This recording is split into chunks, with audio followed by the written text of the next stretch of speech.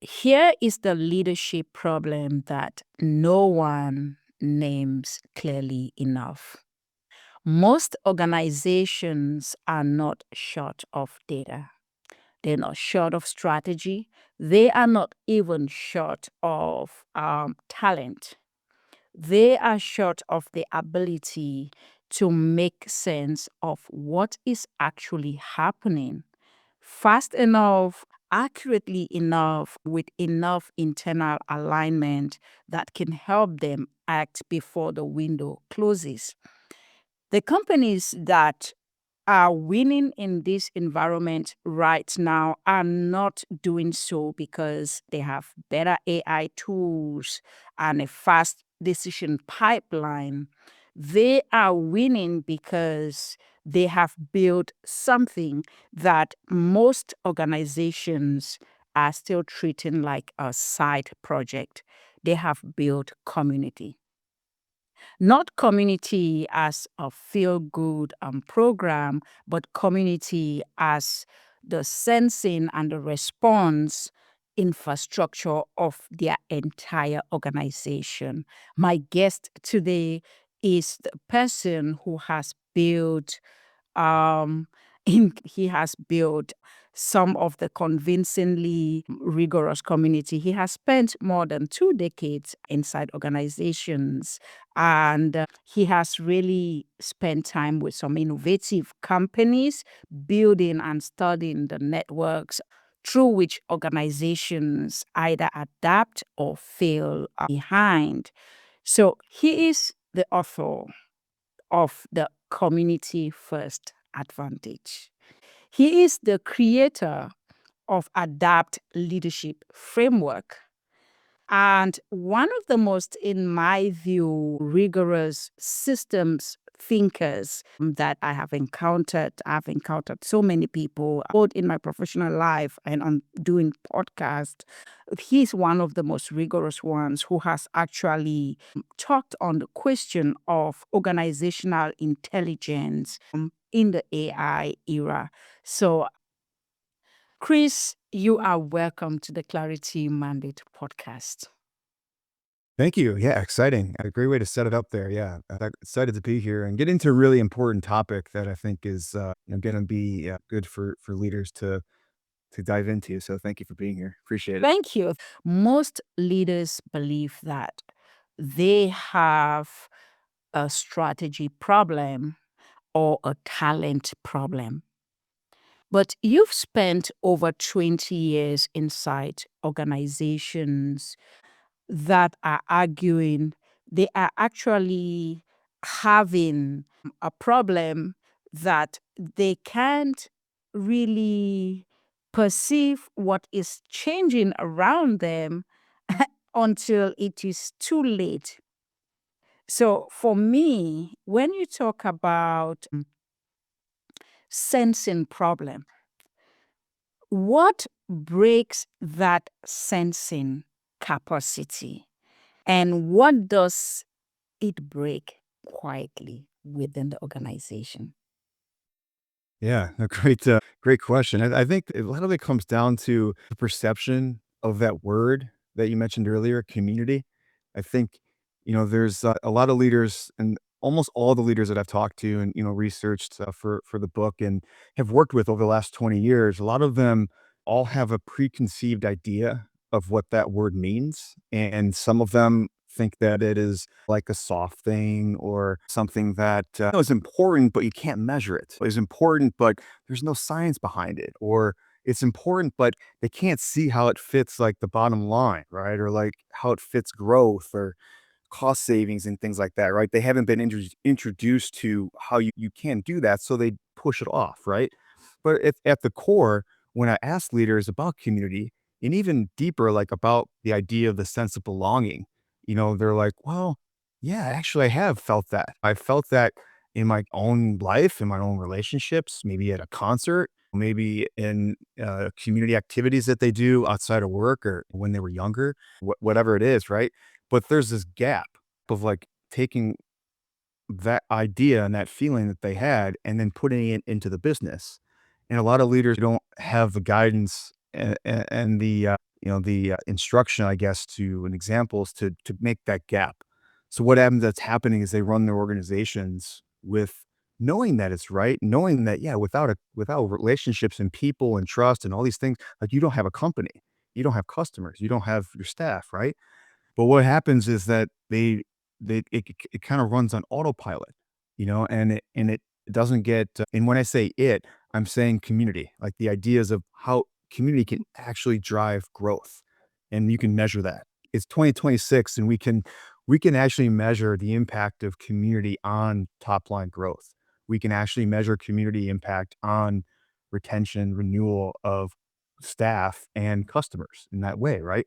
But a lot of leaders don't know that. They don't know that. And a lot of, there's been a lot of great companies that have figured it out, but not at scale.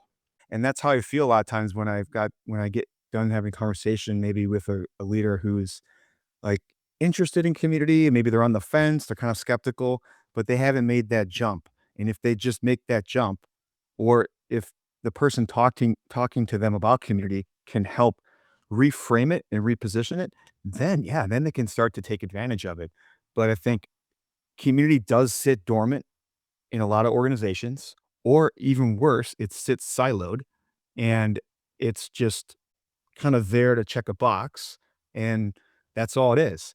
But if you look at the companies that, are making great products, they have great culture, and they're winning in the market, and they're making an impact in the world, those companies, they are not siloing community. Wow. They are spreading it across their ecosystem. They're spreading it across Wow. their Hold the thoughts experience. there. Hold the thoughts there, Chris. Yeah. So yeah. So I love the way you, I love the way you said that. You Like, you, so you make a really very great. critical point there. I'm talking about communities staying dormant or communities working in silos. We're going to revisit that. But before we get to that, you make the argument that community, not AI, not better data or better infrastructure pipelines is the primary competitive differentiator for organizations navigating uncertainty.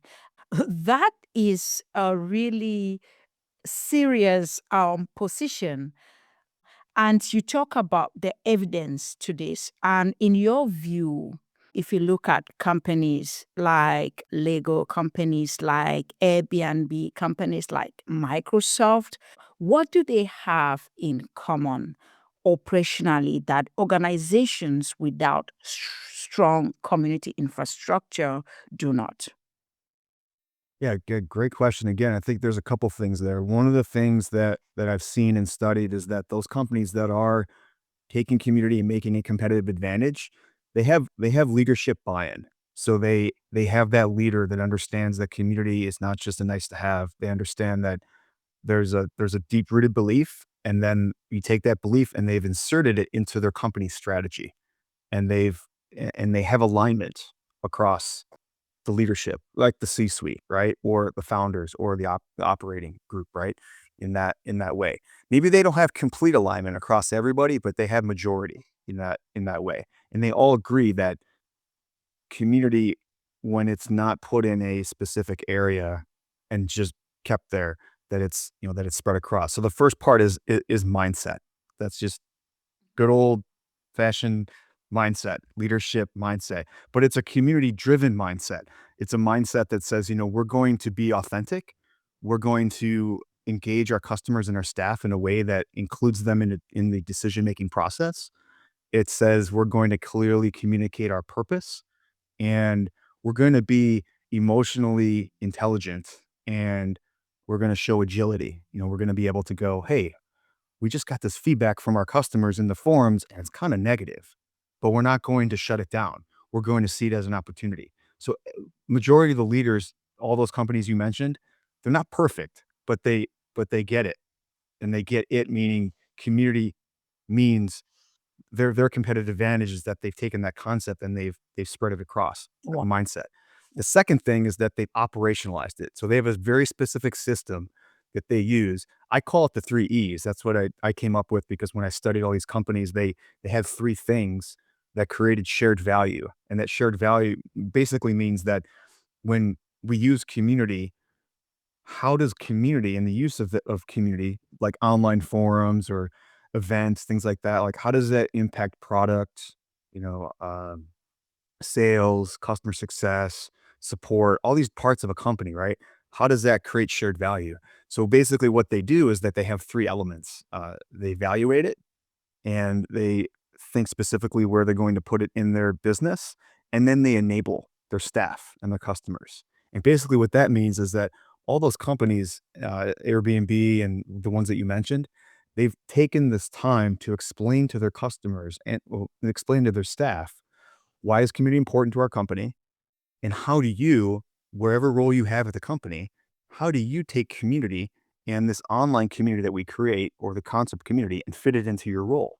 And then everybody's bought in, not at just a top level, and it's not just a top down initiative.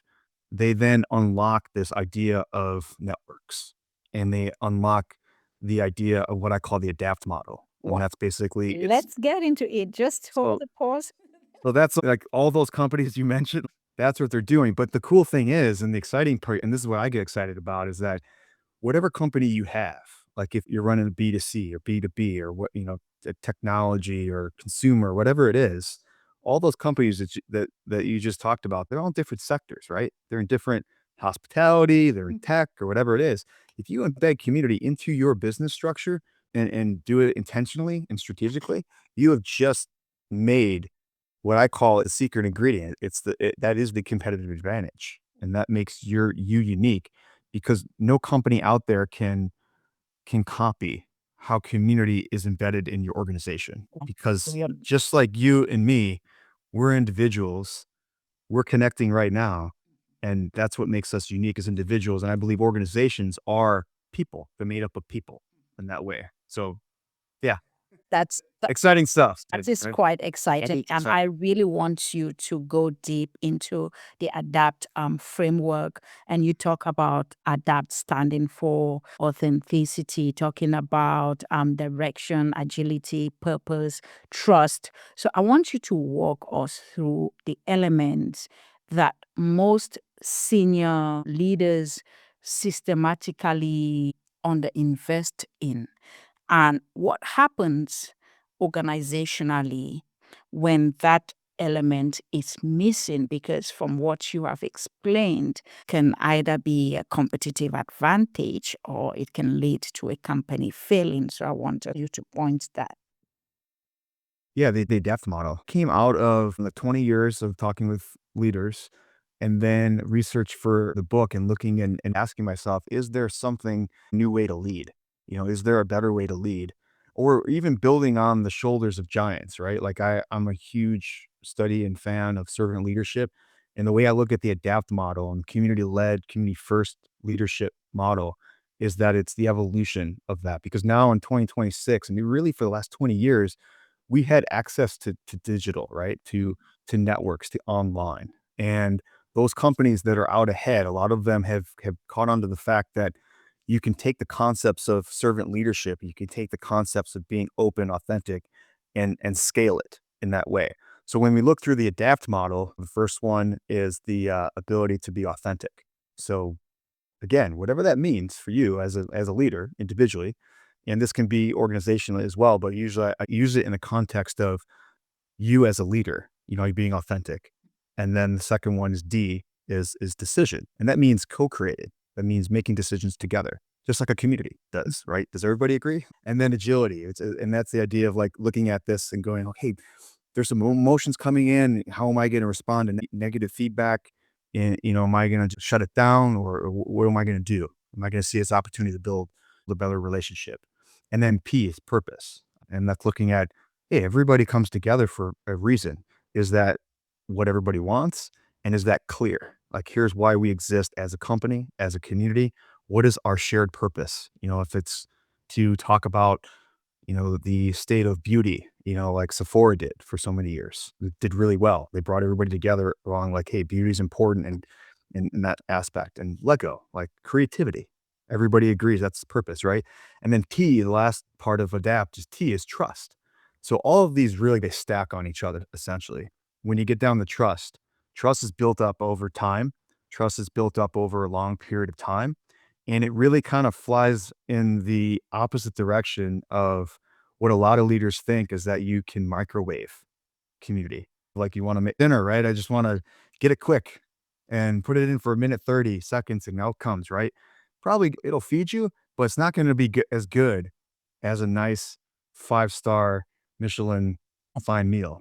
So trust is this important thing that you've built over time, and you've shown that what you say in the community is what you do. And that's what Lego did. Lego admitted that they were not listening to their fans when they were near bankruptcy, $800 million in debt. Their leader goes on this adult fans of Lego forum, puts a post in there. I love looking at this forum. You can still go back and look at it. It's a great post. And I think it's essential for a lot of leaders to kind of get what this trust thing means. Is that they admitted that they weren't listening, then they committed to listening. And then they didn't just do that over like a quarter, right? Because a lot of leaders will look at community and go, well, how's the ROI at the end of the quarter? Is this thing showing ROI, right? At 6 months. If it's not, to get rid of it. And that's like the wrong thing to do. Lego, what they did over a 7 to 10-year period, they built up a relationship. They came back to that community. They said, hey, let's involve you in our products. Let's involve you with this. Let's not just go to our toy. Like so all of these different parts of the elements are built up over a period of time.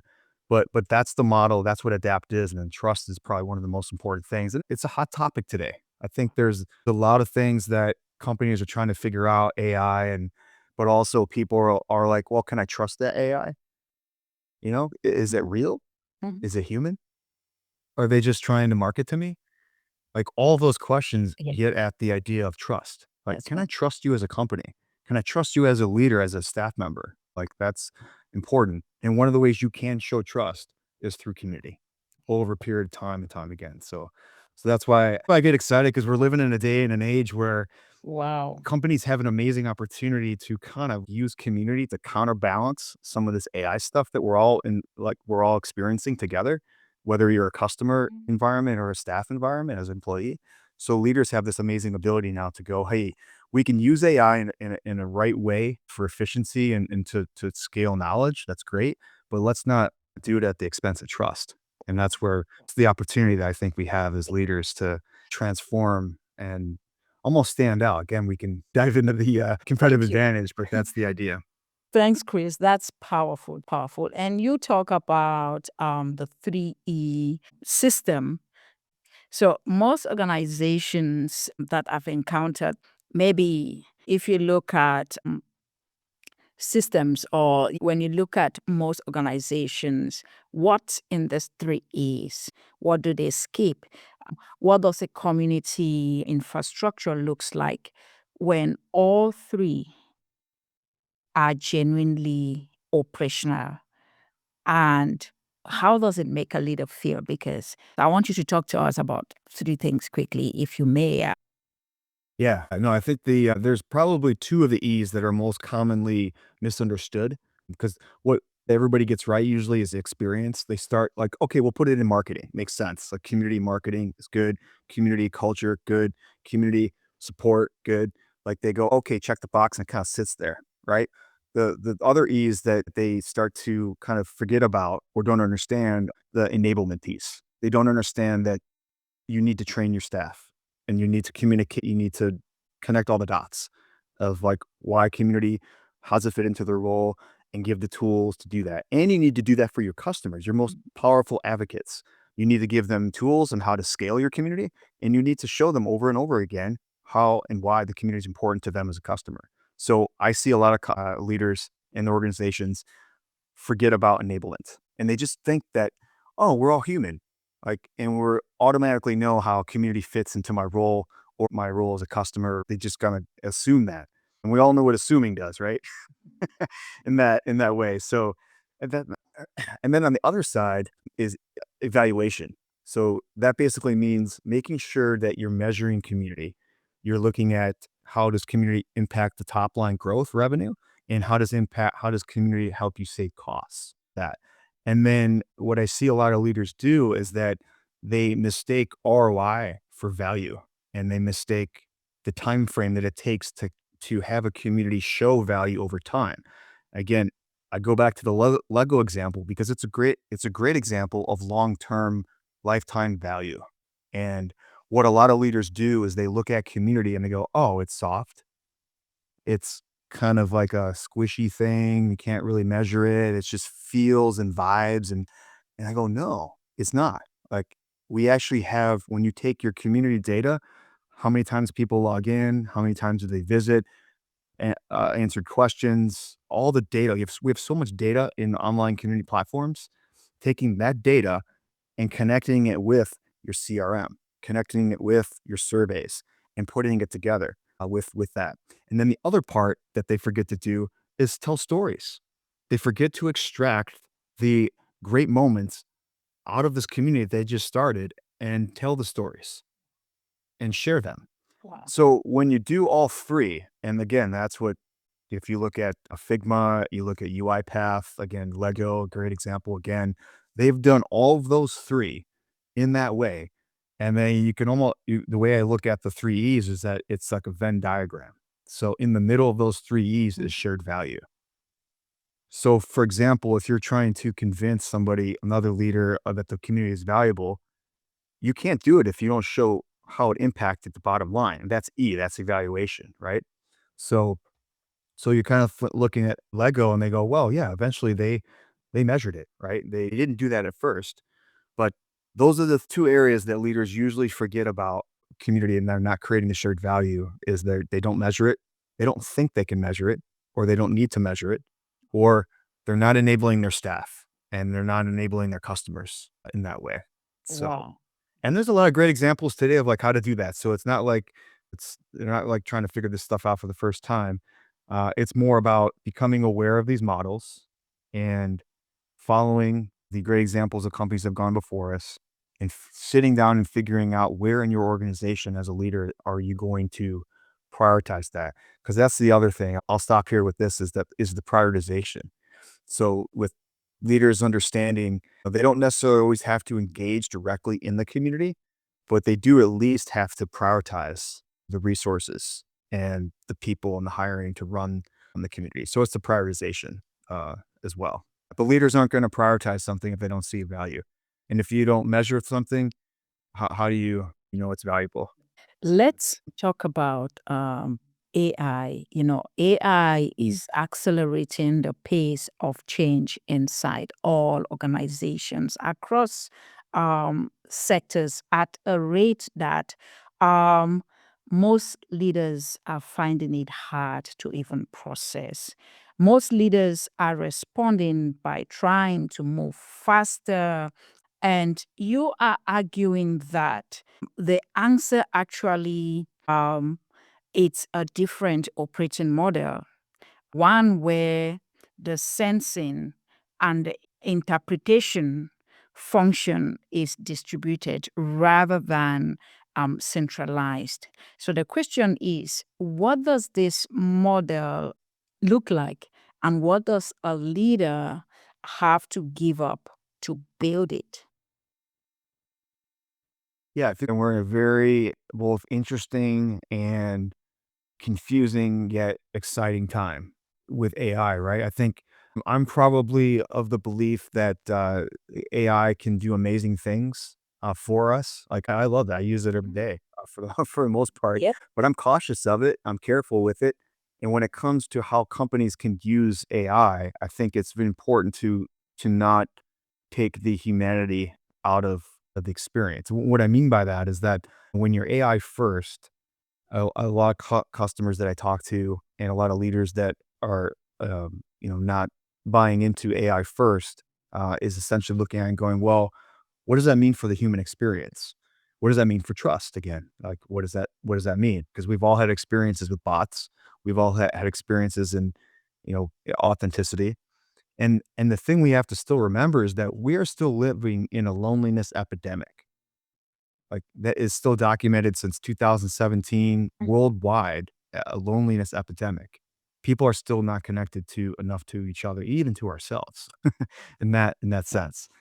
So when you think about AI, it's great, but it's also something that we have to be careful about. And what I mean by that is that you can use community in your organization as a way to counterbalance some of the distrust that people might have. Because we were already distrustful of brands as customers. Customers have always been distrustful for a long time. And now you have this other layer, of AI, and we're all asking that. So it's important for companies to develop, their customer experience thinking that, well, if we have AI, like, is that still, are we still connecting our customers together, like, in that way? And in a lot of the companies that we've been talking about, they have communities that can counterbalance that.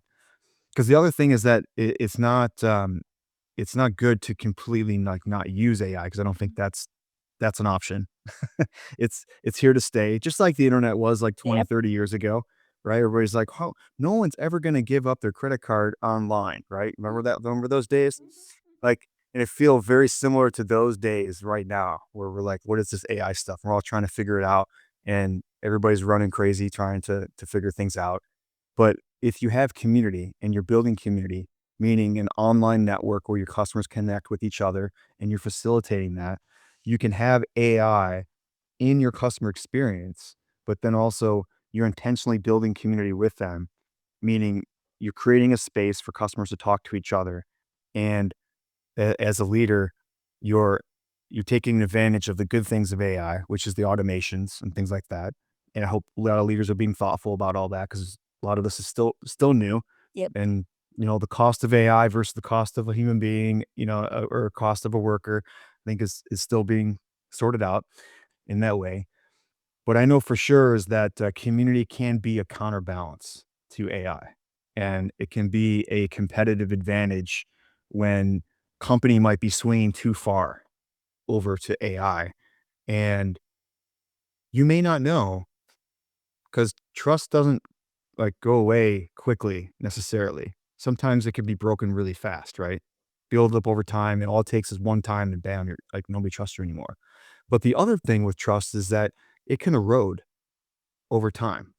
Over death by a thousand cuts, as they say with Just that. hold the thoughts there on trust, because I want you to go deeper Oh, into the yeah, yeah. trust question. Because when you look globally, you could see that trust is declining across Mm, institutions far more than it was maybe if you look back a decade ago or 2 decades ago.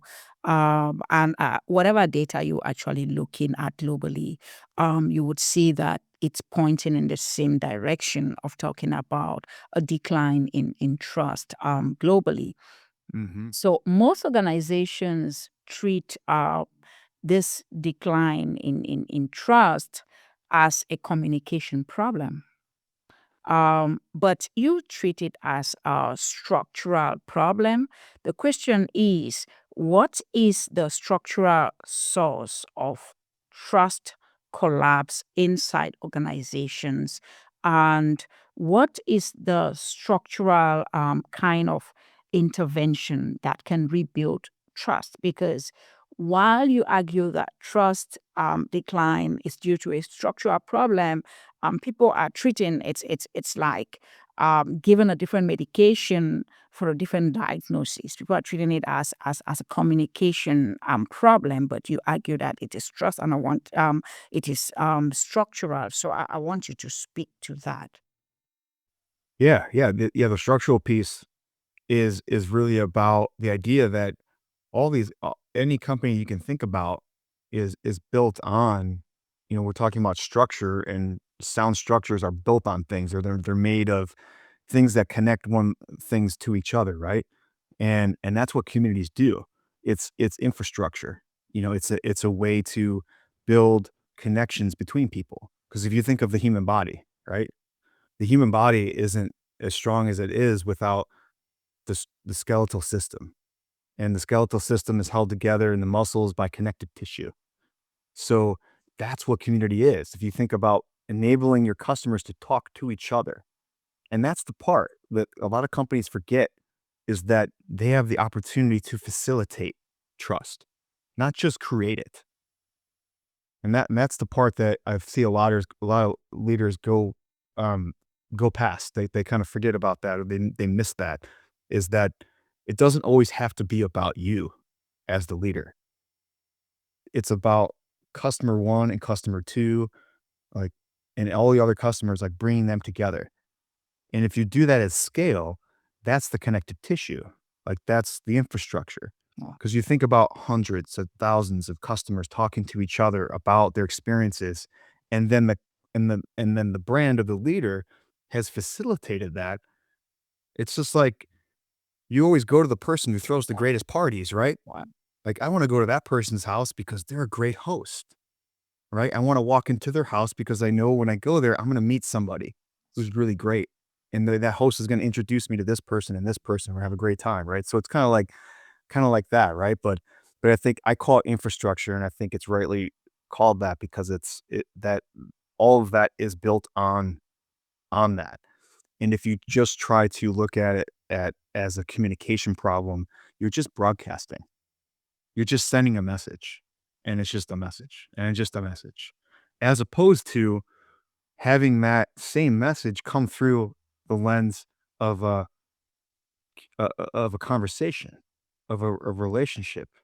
Like what you and I are doing right now, right? You and I we're having a chat, we're just talking, right? And people are listening to the conversation. They're like, "Oh, yeah, I think that's," and so that's the idea. That's what happens in online communities. Somebody comes to the community with a problem about a product, or somebody comes to the internal staff forum and goes, "Hey, I just joined the company. I'm trying to find my whatever it is. Where's the cafe menu at?" Or one customer comes in and says, "I'm struggling with this application. Does anybody help me?"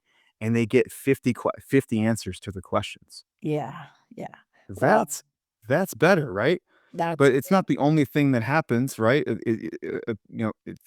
However customers wanna solve problems, but that's why I call it the, structural, because if you step back and look at all of those positive connections happening in the experience of a customer, that builds up over time, wow. and that's what stacks, right? Like, if you look at, anything that gets built, buildings that get built, right? It's like built layer upon layer in the structure. And again, I love the human body as an example because it has, like, you have bones and structure and muscles and tissue and brains and hearts. Like, that is a business. Wow. Like, that is a community. That is community working together, right? In that way. But it's the idea of the leader should facilitate that. It doesn't have to be about the leader. But actually, the better communities don't have one single person. Like, granted, Apple was all about Steve Jobs, for a while, but over time, they created an excitement around that. They were excited about the product, and same thing with Lego. You can't point to any one person who, like, represents Lego, right? That's right. It's about the people. Like, Mhm. that's what they've done. But that took years, Wow. Wow. to do That's that. powerful, Chris. But anyways, that's why I love that question. You got me going. No, thank you. I got one. You have been the head of community for a geospatial intelligence company for years, and while doing that, you were simultaneously writing a book about community as organizational infrastructure, as you put it. So, what did you learn about organizational sensing from working inside organizations whose entire product is about sensing?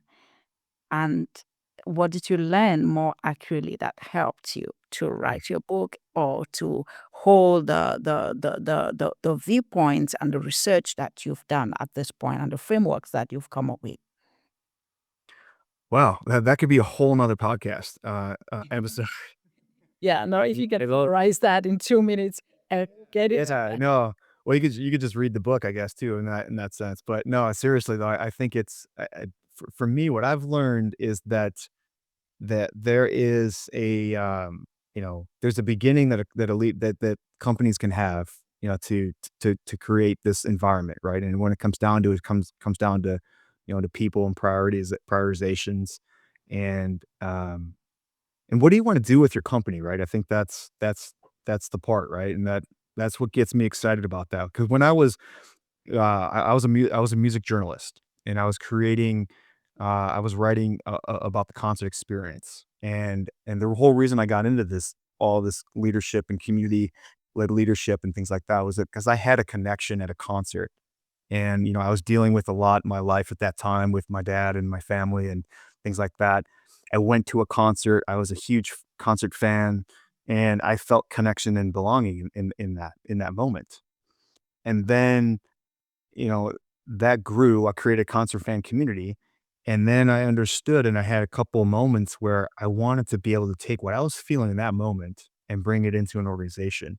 And I've done that for many different organizations. And what I find is that it's very important for an organization to have this ability to facilitate community in that way.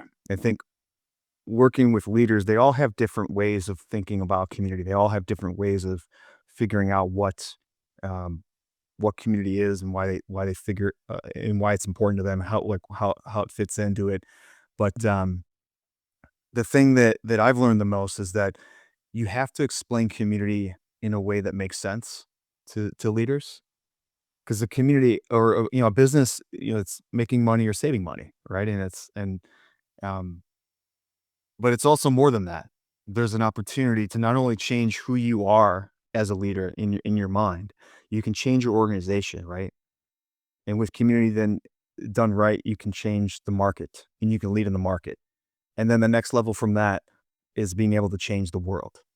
And I think and I've interacted, I've sat across the table, I've sat in boardrooms, with leaders who get excited about that, and they go, "Wow, okay, this is not just some feel good kumbaya um, thing that is unmeasurable. If we do this right and we do it at scale over a period of time, and we want to build trust with our customers in our own unique way, like we can go do that, and it's going to be beneficial to the business, like in that way. So I think that's something that I've always wanted to do, and over the last 20 years, I've had the privilege of working with leaders and working for companies that get that. Wow. And and a credit to the leaders who get it, right? Because there's a lot at stake. Leaders are under tremendous amount of pressure, and I get that. We all get that. Leading is not easy. Yep. It's probably one of the hardest things to do that you'll ever do, especially leading a company. Mm. You have to make decisions that nobody else has to make, like in that way. So like I I seriously honor and respect a lot of the leaders who double down on community, That's right. because it's not easy. Mm. You have to look at your peers across the C-suite or whatever wherever you're in and go, I believe in this, That's right. because a lot of them won't. Mm. But that's what those leaders at Lego did. Not everybody at Lego believed in Mm. community. They didn't. They were like, this is crazy. We have to stick with what we already know. That's what's going to get us out of that, right? And they didn't. Yeah. So I've gained tremendous respect for the leaders who were courageous and turned into community champions. They were skeptics, or maybe they were on the fence, and they got just enough a taste of it with a positive customer experience, and they became courageous. And I think those leaders get rewarded, as well, for that. They get rewarded with obviously a successful company, but they get rewarded with the satisfaction that they not only made a great company, great product, but they made the world better in Wow. that. And then in that way, and that's where I go, wow, okay, that's what it looks like. But it takes a lot of hard work That's right. to do it. Just like relationships, like, when you're married or when you're raising kids, like, it's a long-term game, right? It's a long-term game. That's the same thing with community. But the reward, I would never, I wouldn't trade it for anything. And I don't think those leaders who had built communities and said yes to community when everybody was saying no, none of them have gone back to me and said, "Oh, Chris, I wish I wouldn't have never done community." Like, I've never had that conversation before Wow. with that. Maybe they cut it off, but they cut it off because they didn't understand, or they gave in to some of the pressure, like in that way. but we're here talking about leadership today and like where it needs to be. Wow. So I think those are the things. And as far as you asked about geospatial company. No, I think I was asking about the lessons you learned Oh, the lessons. Okay. working there, and I think you've actually talked to those. But let me speak to some of the leaders that listen to our podcast, Hmm. that might be listening right now. And their organization, it's really at the point of AI driven pressure. um, Trust is declining in their organization and their teams, and they cannot tell whether their people are aligned or they are just kind of compliant with what they need to comply with in this AI era. I'd like you to kind of look at that kind of a scenario and give them a diagnostic, three specific signals that you can tell a leader that their organization has a sensing and alignment problem, not a strategy or a talent problem. Wow. Yeah. Great question. I actually have a tool that I use for leaders. They can grab. We can talk about that later. But I think the things you want to look for is that do you have as a leader, because your company reflects your leadership mandate, right? Your leadership culture. Mm. Like, there's no way about that. Any company I've worked for, I worked with, like that you're and the other thing that I say is that if you're gonna start a community, leaders need to be prepared because that community is not gonna change that culture. It's gonna reflect it first.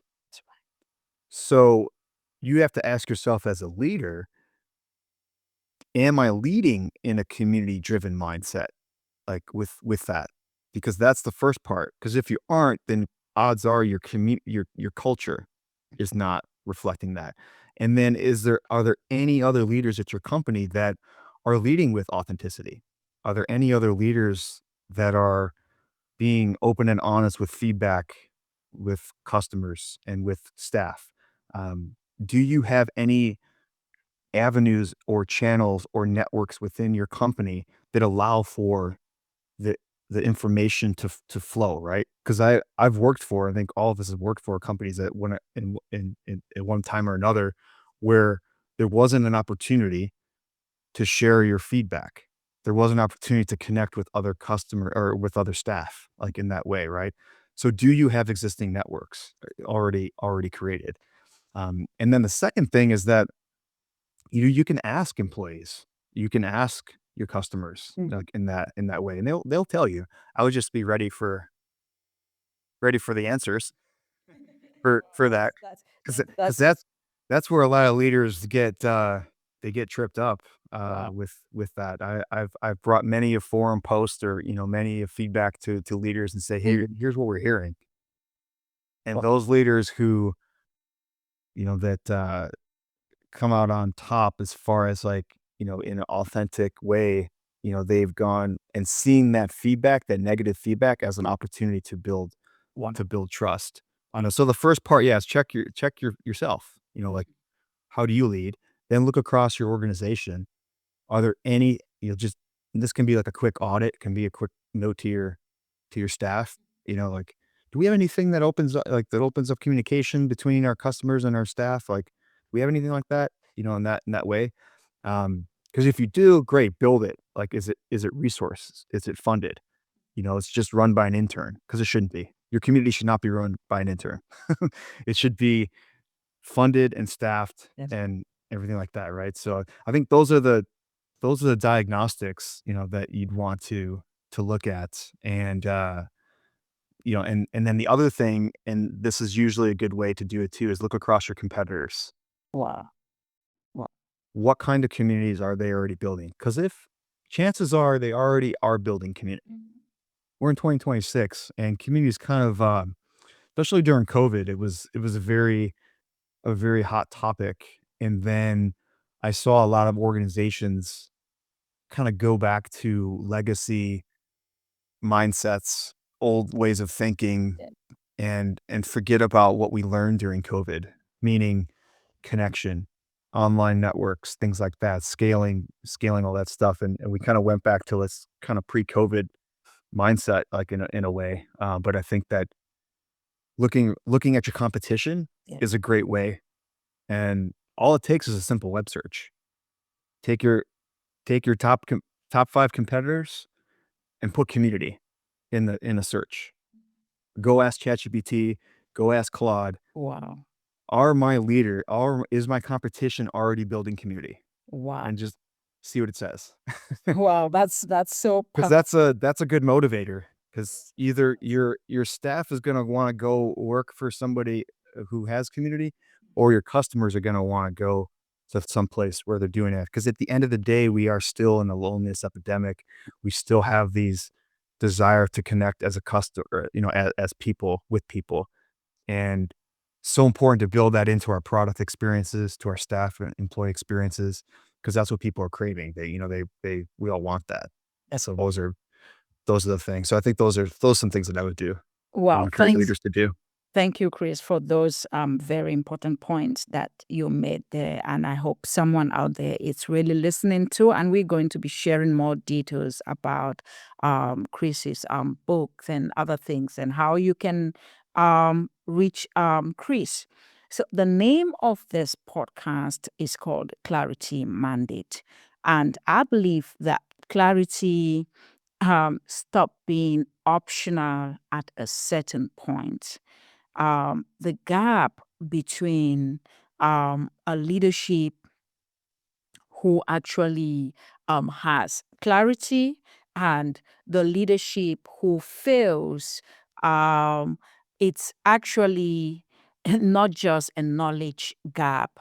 And you've spent 20 years plus inside organizations that have organizational clarity. Question to you is, what is actually um, the thing that you have learned that leaders listening to us now and don't have the clarity on this perspective of building structure, building community?